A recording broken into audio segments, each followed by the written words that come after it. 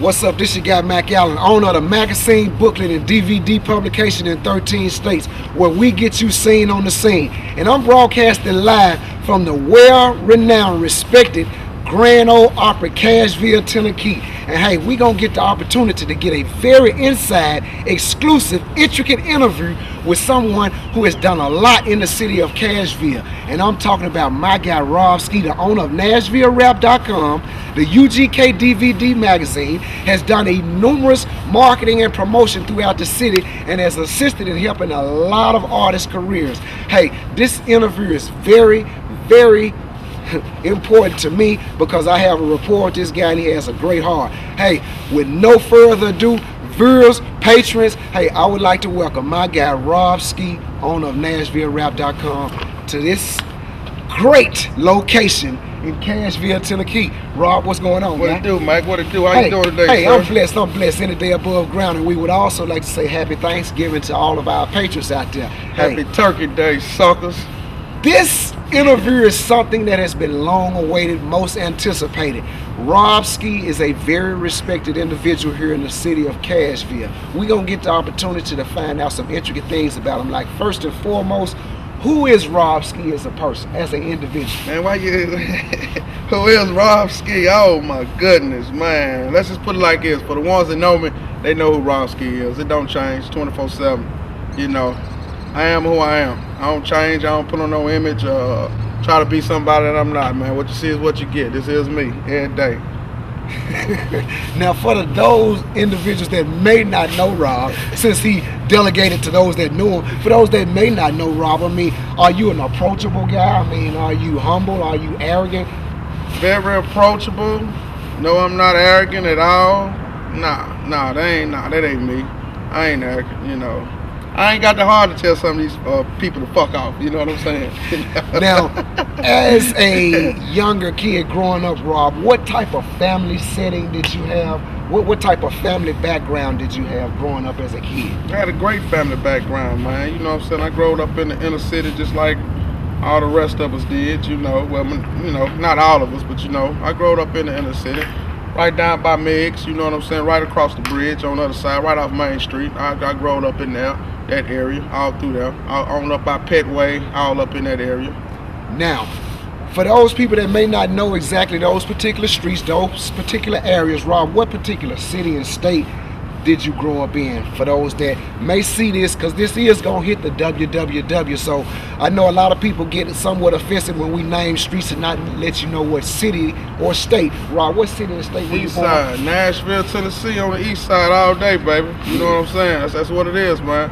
That whole hood, from what I just called, from Main Street all the way back over to Douglas, ain't nothing but a dope-infested neighborhood, you know what I'm saying? I'm just going to be real with y'all. It's dope-infested. Now, with the dope-infested neighborhood, the criminal element being around, Rob, and you turned out to be somewhat very productive, a constructive individual in society. As a kid, what did you see yourself becoming as an adult? Because I know as kids, we ponder on so many different things, basically. Right. Well, really, man, real talk, man, as a kid, man, all I wanted to do was be a truck driver, man. You know what I'm saying? I wanted to drive big trucks, man. And, you know, unfortunately, I was able to do that as I got older. Now, when he says drive trucks, I mean, this guy, when I say instrumental, this guy is part of one of the leading sanitation franchises here in Nashville, Tennessee. Now, one day I was coming back from St. Louis, Missouri, and I was basically coming through an area called Goodlettsville, Tennessee, coming from the Springfield area.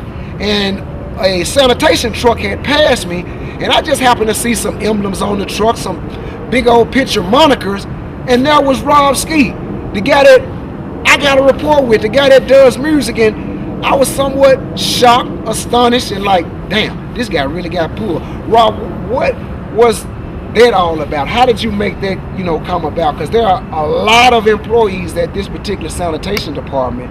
Why did they choose you? That I really don't know, you know, to be honest. You know, maybe it was, you know, my personality, you know, maybe it was my hard work ethic, you know, that I do. You know, that I can't explain, man. I just know that I was one of the chosen ones that had the opportunity to do that. Now, delegating yourself to be such a productive member of society, trying to basically set an example for those that looked up to you, Rob, with so many things you could have chose when you became an adult, and it being that you did choose to go find a career and substantiate financial stability. What was it that drawed you to music, basically, with so many other things you could have ventured off into? Well, first things first, everything ain't always been squeaky clean, you know what I'm saying, on my end, you know, I'm just like any other youth that came from the inner city, you know what I'm saying, I dibbled and dabbled as well, but,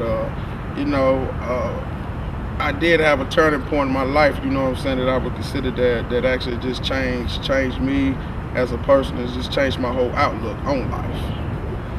Now, with the change and the new transition emerging, do you find yourself being more fond of who Robski is now opposed to the Robski of yesterday? Because a lot of people get confused with I right now, meaning I demeanor right now, and not being able to understand I not yet. And Rob right now is in his not yet, because he's constantly flourishing, and a lot of people can do nothing but see who you used to be. Do you find yourself more comfortable being the new person? Oh yeah, without a doubt. Every morning I wake up and look in that mirror, I'm cool, I'm comfortable.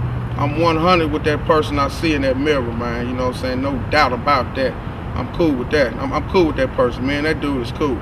Now, realizing that he wanted to be a part of such a emerging industry, the hip-hop industry was starting to emerge and develop on the scene in the early 80s. And at that particular time, it was starting to abruptly take over, and it became part of a lot of our lifestyles.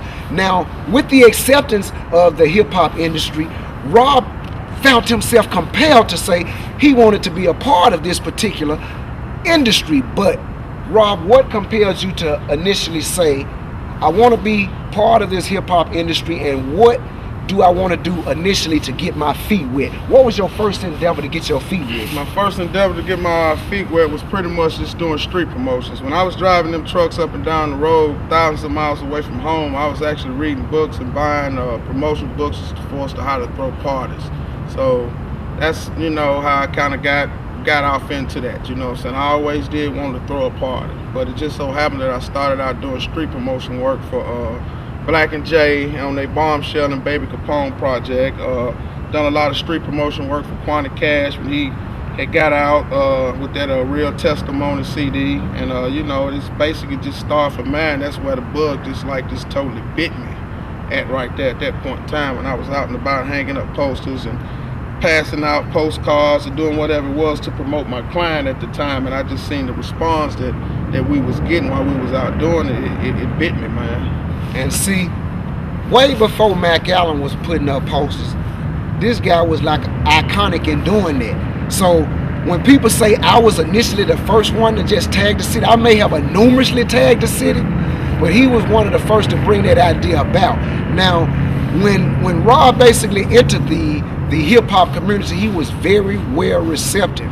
But Rob started to notice there were certain entities of this business that were missing, and he facilitated bringing some of these ideas to light. Like, for instance, Rob created one of the most respected websites here in the Southeast region that did a lot of pushing artists' careers to the next level. Rob, can you tell us about that site you created? Yeah, I created NashvilleRap.com with the whole idea of really just bringing exposure to our raw talent right here in the city. At the time, the internet was kind of fresh and new, and hey, I jumped on that. You know what I'm saying? I, you know, did my homework on it and studied it and drawed it out and took it to the next man, and he made it for me, man. I mean, that's basically how it happened. But the overall idea of the site was just to bring exposure to the city, man, because Nashville is full of raw talent. Now, when you created the site, did you have fun with the site? What were some of the educational things that you learned from developing this site, and probably what were some of the down aspects, some of the things that you probably just didn't want to deal with in reference to that particular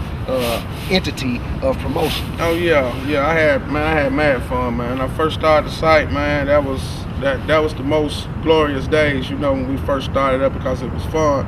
It was something new, it was something fresh, and it was just something that a lot of people hadn't experienced. So at the time, yeah, it was fun.